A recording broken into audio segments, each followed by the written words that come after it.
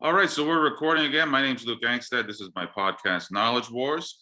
I'm the author of the book, The Musings of De La Pew, a 20-year investigation into the nature of the universe, the nature of reality, God, human beings, the relationship between all of them. I'm here with my guest, Bob, again. And in the past, Bob's been on for several podcasts here, and we've been talking about everything from the Second Amendment, questions like how much information and evidence, not just circumstantial, but how much evidence do people have to be supplied with before they start just entertaining an alternative to the official narrative, because nothing makes sense and no one trusts their government. And everybody sees the track record of their respective governments, whether in the United States or any country, and they say, hey, yeah, the government always lies. But it seems like whenever the government trots out some new outrageous be it a mandate or just a dictate for people to, whether it was staying home in March of 2020, or now they have to put a needle in 6 months, in children's arms, and all this. Everyone knows that the government lies, but it seems like nevertheless people still accept the overarching structure of the official story that's coming from the government. And the question is, how much evidence does it take before people just flat out question the entire official story? So we touched on the gun rights. We've been talking about the Uvalde shooting, the food supply, what's going on with various farming facilities across the United States.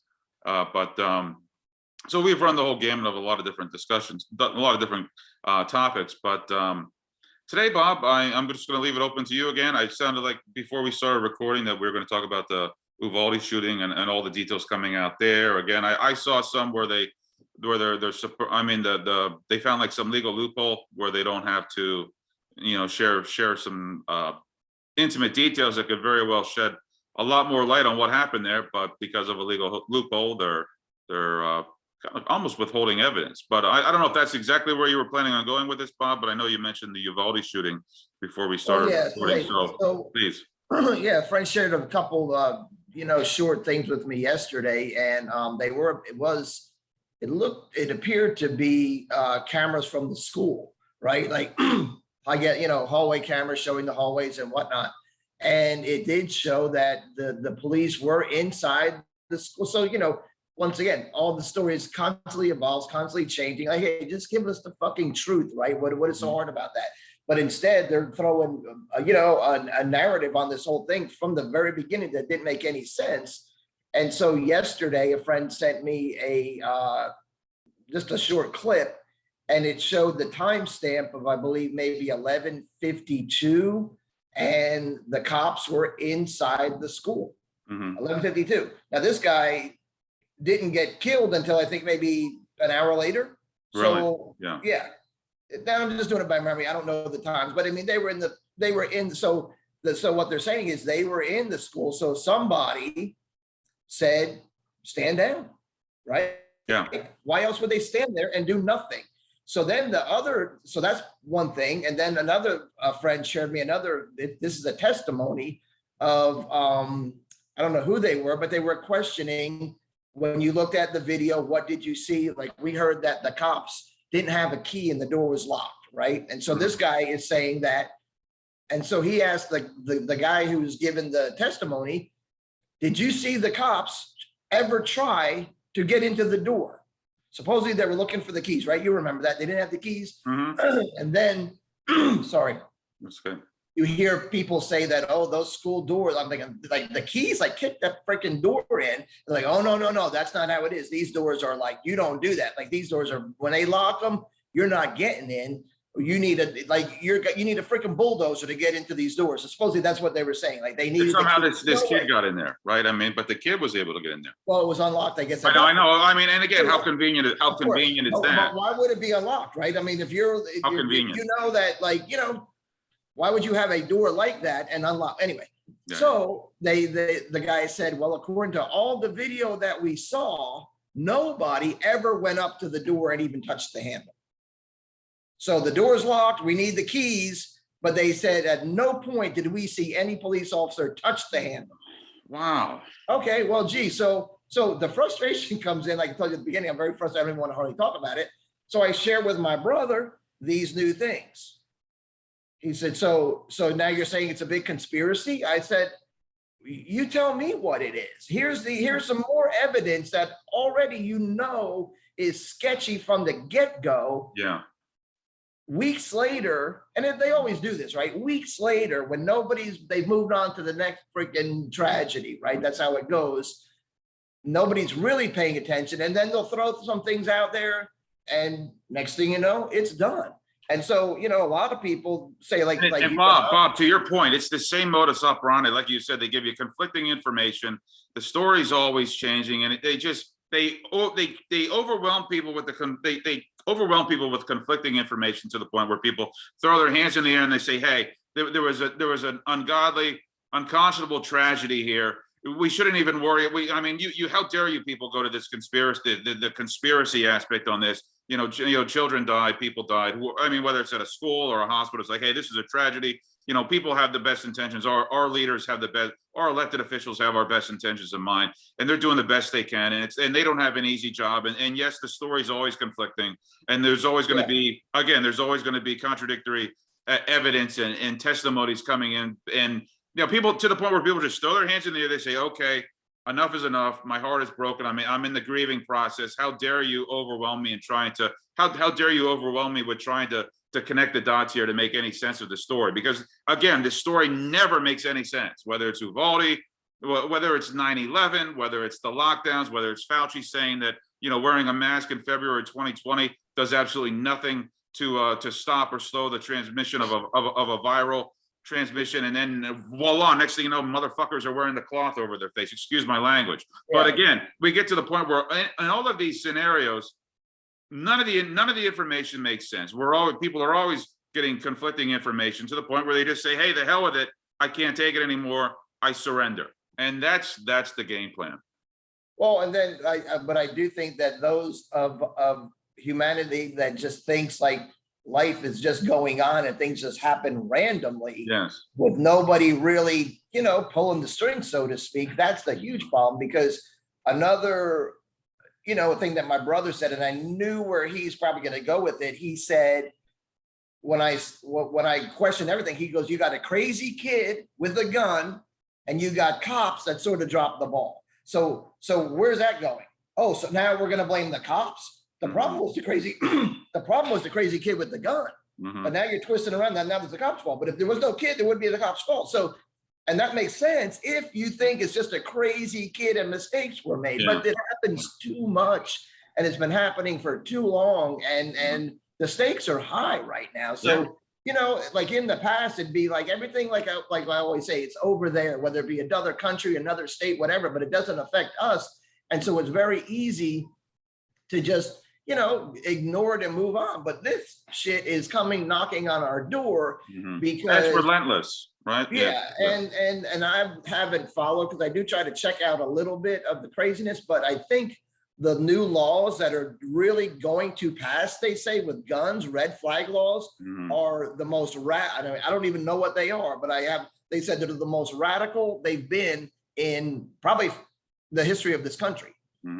The new laws that are being, they didn't pass yet. Bob, it's my understanding that the laws are written with such vague language that, like, if you say your neighbor is acting erratically, all it takes is somebody to say that somebody was, yelling at their dog, too loud or for too long, and it's just anything. It's really to the point where if any person is suspicious of anyone in their home or their neighbors or someone they met at the grocery store, at the gas station, and they know them, and this person lives here and he's been acting erratically, that gives the police enough probable cause to go and knock down their doors or confiscate their guns or and then you got to go arrest them even. It's really disgusting. You talk about it gives the law a wide berth and a wide interpretation to pretty much take guns from anybody. Yeah, and it happened. I think it happened. I forget where. I'm not even saying recently, but the past few years, where, and then the person who, like my brother would say, well, it shouldn't have been done that way, but it was. Okay, so there was a guy living with his parents. Then somebody called and said, hey, this guy's got a gun. He's a danger. These cops came to the guy's house at 5 o'clock in the morning while they were sleeping, right, beating on the door. So if you're a gun, if you are a gun person and you do have a weapon in your house and somebody comes beating on your door at 5 o'clock in the morning, you're going to answer the door with your weapon. Hell Or else yeah. why would you have one? So Mhm. when he answers the door with his weapon, the cops see the weapon, things happen. They ended up killing the guy. Yeah. And he did nothing wrong. Yeah. They would No, say, yeah. oh, well, why did he react that way? The guy shouldn't have reacted that way. And then the cops wouldn't have shot him. Well, the fucking cop shouldn't have been beating on the guy's door at 5 o'clock in the morning to take his guns because he didn't do anything wrong to begin with. Mhm. But somebody called on him, red flag law, and that's what happened. And I guarantee you it's happened more times than we would know because we're just not paying attention yet. But you will Yeah. see what's going to happen. Yeah. Yeah. Oh, it's frightening. It's And terrifying. here's another good one in regards to that. So back when all the the election stuff was happening, and I was sharing my space with a bunch of Democrats, right? So they were looking at me like, oh, you're a Trump guy, and the election didn't go your way, and you think it was stolen, but it really wasn't. So are you okay? Stuff like that, right? And they knew that I had weapons, and they're just like, you're not going to do anything crazy, are you, Bob? And I'm just like, what are you talking about? Like, I'm going to go shoot up the freaking town or something because I think the election was stolen. However, put that into context of what's happening today. They looked at me as like, I could be going crazy because I'm pissed off about the state of this country and what's happening. And you idiots do not see it. So I become the threat, right? Yeah. They literally said, are you going to do anything crazy? And I was like, of course not. Like, but all they got to do is think that. But you're right. They're beating on my door. Next thing you know, they're knocking on your door at 4:55 in the morning, right? And who is coherent and lucid at 4:55 in the morning, right before they had their coffee or before they woke up and had either a shower or did something to wake up. I mean, who the hell is you're jarred awake and exactly. Your adrenaline adrenaline. I mean, yeah, and especially when you hear a banging on your door. I mean, the first thing you're going to think is a threat, right? You're not thinking it's the police. Right. Especially when you didn't do anything. Person have done nothing wrong. Yeah, especially when you didn't do anything. Yeah. Right. If you're a criminal, that's another thing. But that's where it could go. And other than having a different political affiliation than your friends or your neighbors, right? I mean, that's the only thing you're guilty of. Yeah. Yeah. And that's where it's going, Bob, right? Because what we're talking about here is no longer theoretical. I mean, this is actually happening. This is what they're doing, and this is the power that these red flag laws are giving the police. Yeah. And they're gonna, and more shootings will come.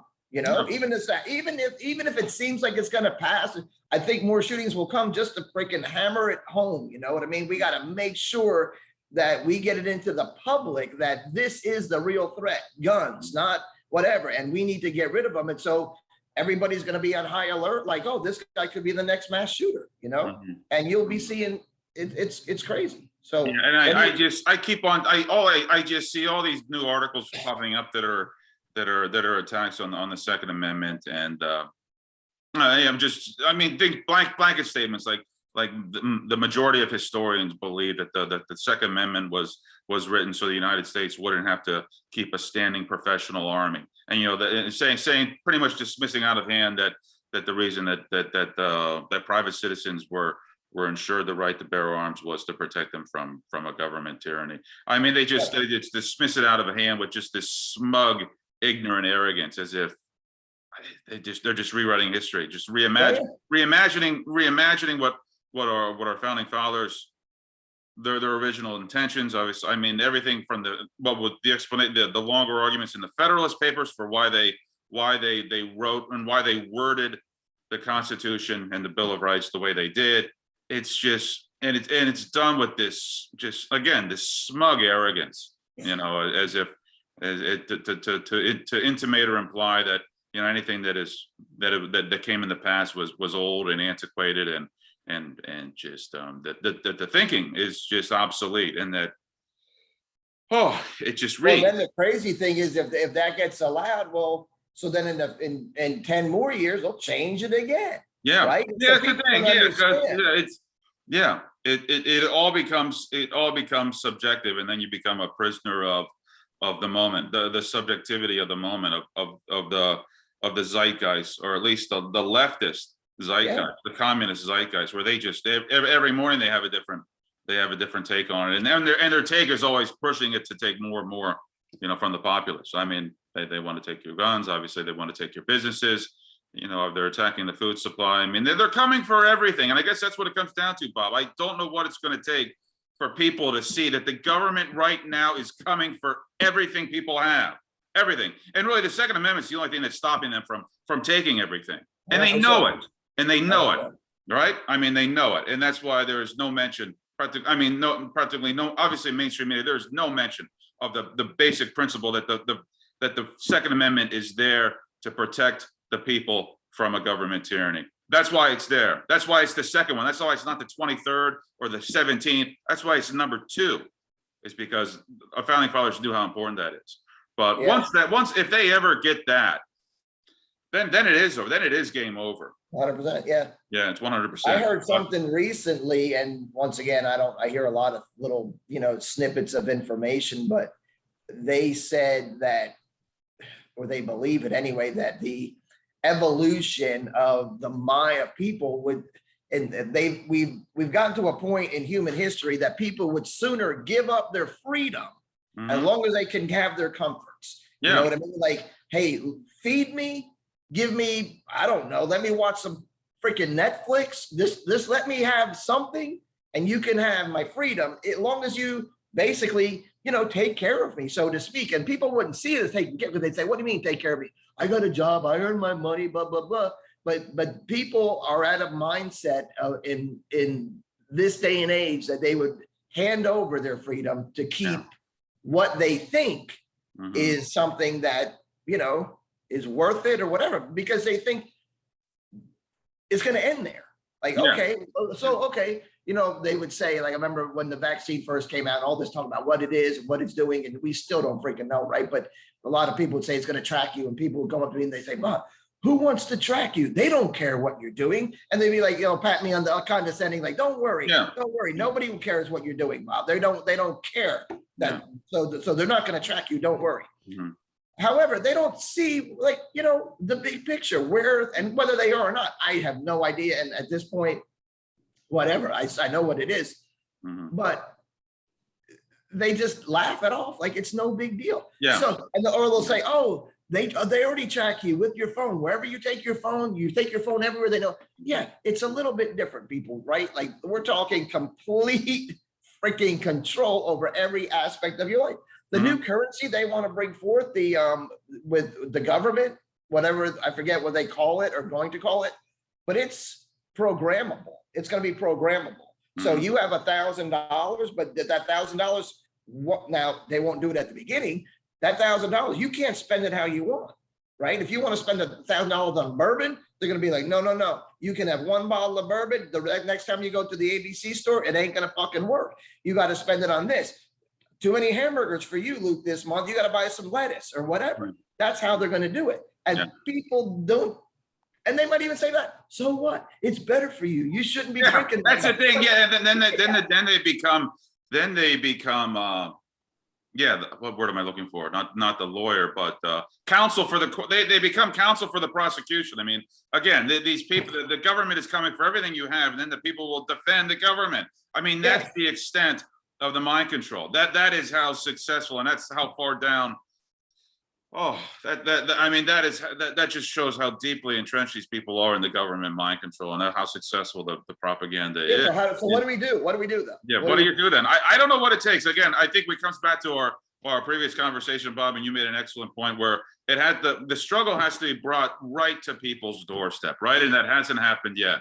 I mean, that has to happen where people are wrestling with their neighbors over a gallon of milk or a loaf of bread, or gas is $10 a gallon, and people, and they have to feel the threat where, how am I going to, I mean, the vast majority of people have to feel the threat of food scarcity. They have to not know where their next meal is coming, and they have to not know if they're going to be able to cover their mortgage that month. And when that happens, then they'll stand up. But that's the crying shame of it, is that people will not wake up until their survival, until they are pushed to the brink of their survival, happens, right? And they haven't felt that yet. But Bob, you said that before, right? And I thought that was an excellent point. And I think that's what it's going to take. But I also see the other side of that because I look at how people are, right? And I also think, like, you know, the goal is not to starve people to death and kill them all, right? If they wanted to kill us all, you know, and I think they are doing that in a different way, right? But it's not to starve us, it's for us to become dependent on them, right? Mhm. And so, like, when you're saying fight your neighbor over a gallon of milk, that's what they want, right? But Yeah. instead of being like, hey, let's get a cow and share the milk, and I know that's, you know, not everybody can do that. I mean, we can't do that where we live, but instead of that mindset, you know, you got people conflicting with each other, and the government steps in and says, hey, we'll take care of you here.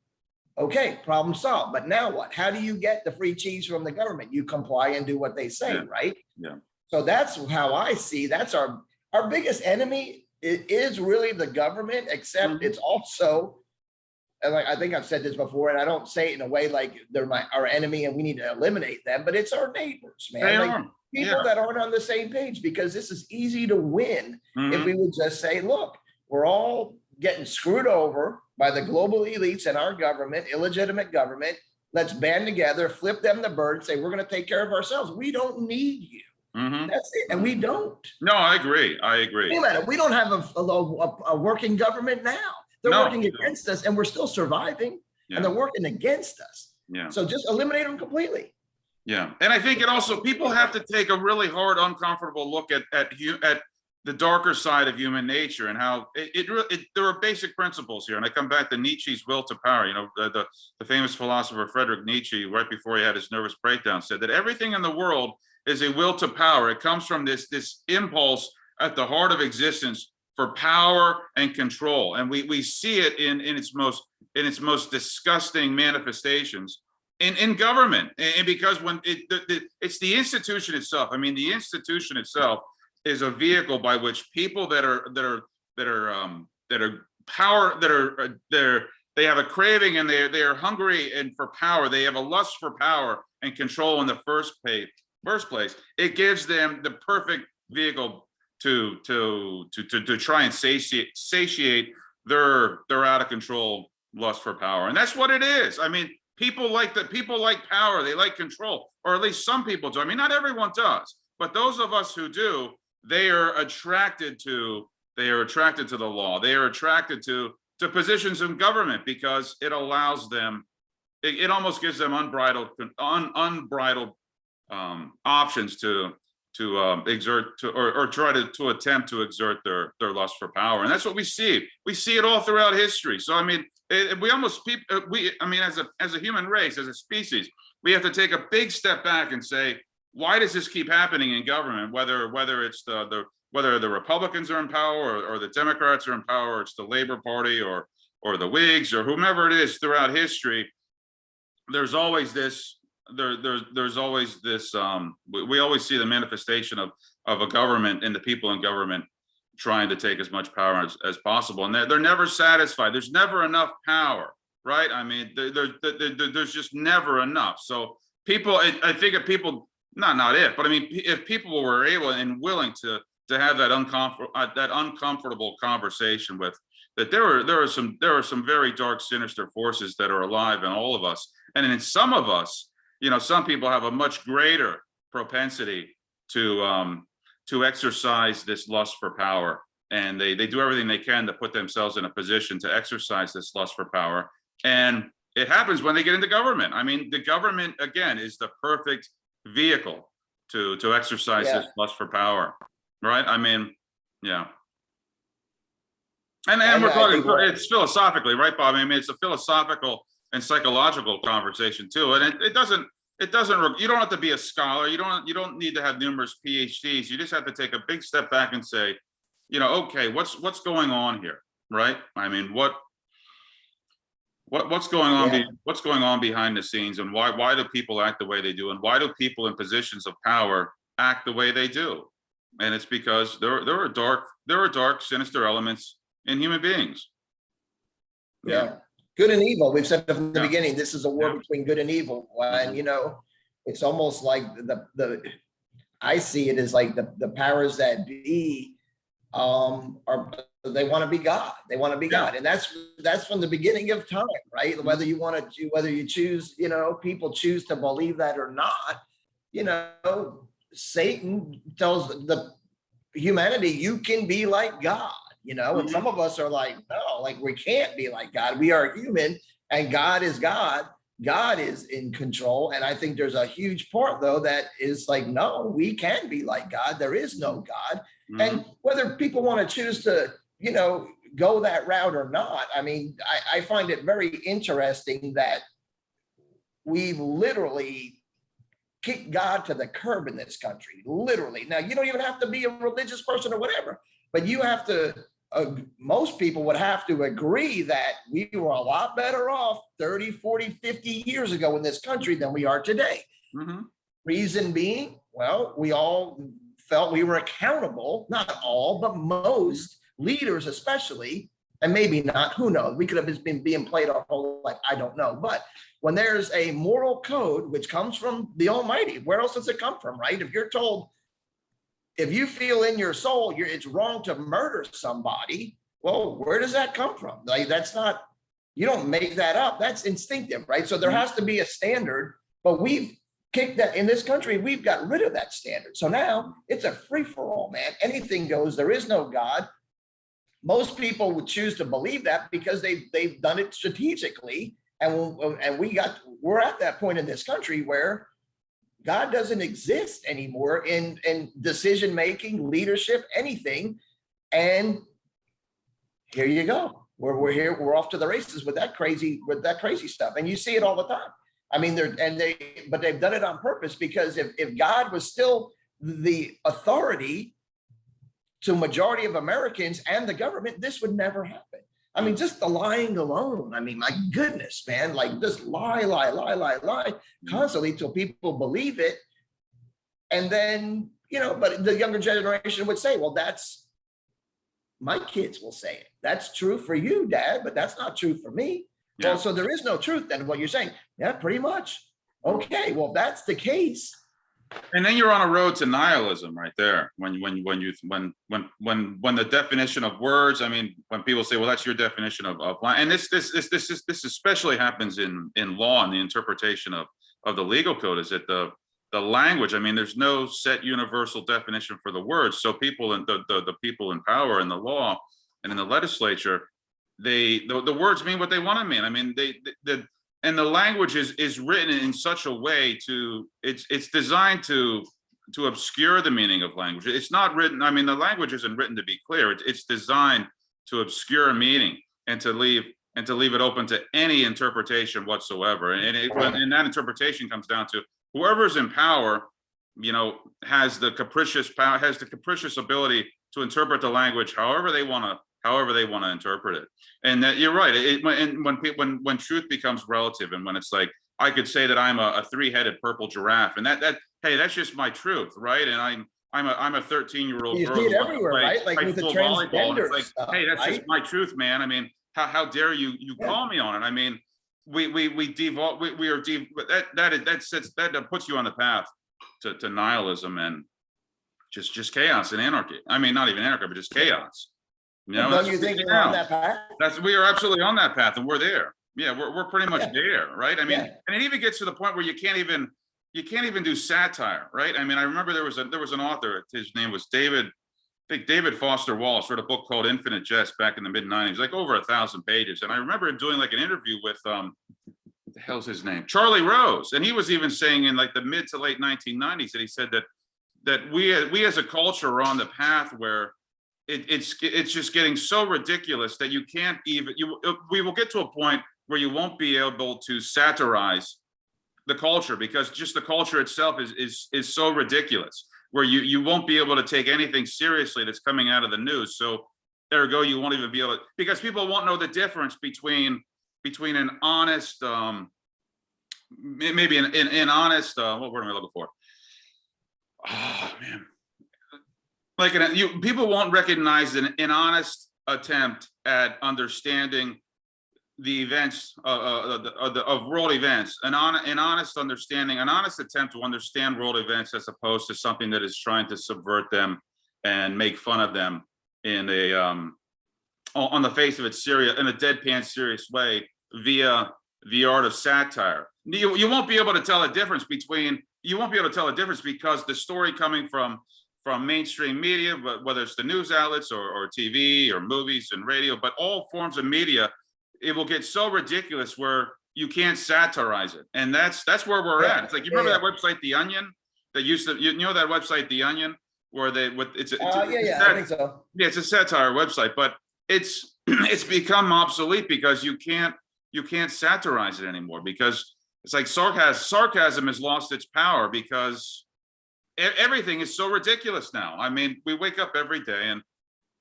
you can't even make fun of it in that way because it's just too ridiculous.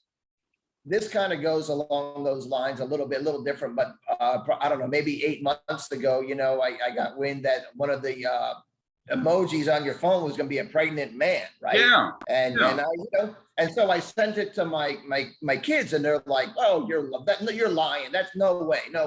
So it is, right? Yeah. Not only is it an emoji, but it's a real deal. So at the very beginning, so this is interesting, and I don't even know how to. Go ahead. I was going to say, I don't even know how to even process it. But at the beginning, they're like, "You're lying. That's not a real emoji. You're making that up."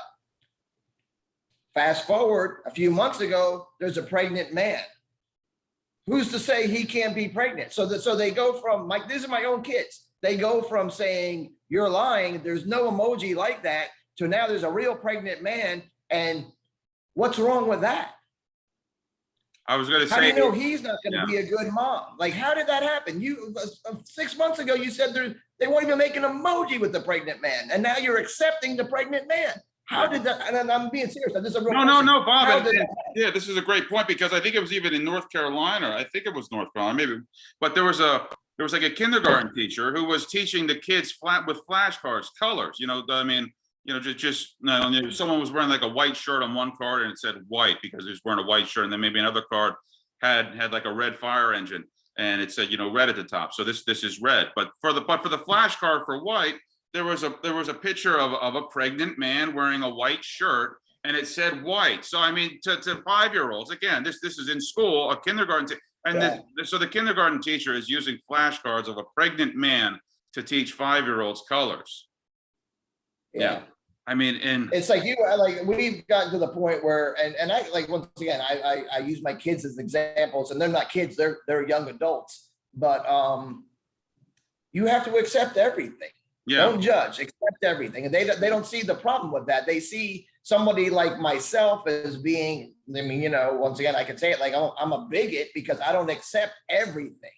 So I'm not a good person, not really, but I mean, that's how they view me, sort of, where they see themselves and everybody else as like all accepting and loving to everything. And they don't realize that's not the way it works. I mean, I read accept anything. Yeah, I mean, it comes back, like, I saw a story where like there was a transgendered just a drag queen or a cross-dresser dressed like a $5 hooker with like a 5-year-old sitting on their lap, you know, teaching the kid about transgenderism. And at the end, when before the kid got off this drag queen's lap, the kid actually tipped the drag queen like $5. I mean, they tipped them. I mean, it's like, that's where we're at here. Yeah. You can't satirize it anymore. It's gotten to the point where it's so ridiculous that there are no words to adequately describe what's going on. Hey, Bob, I kind of lost track of time too, but it looks like we're under a minute here, and I lost track of it too. So maybe this would be a great place to end for the day and pick up the conversation in the not too distant future. Yeah, I'm sure there'll be more topics coming. I'm sure there will be. I'm sure there will be. Yeah. So, all right, Bob. Hey, thanks. It was good, and you enjoy your day, and I will see you soon. You too, Luke. Have a good one. See you, man. Bye.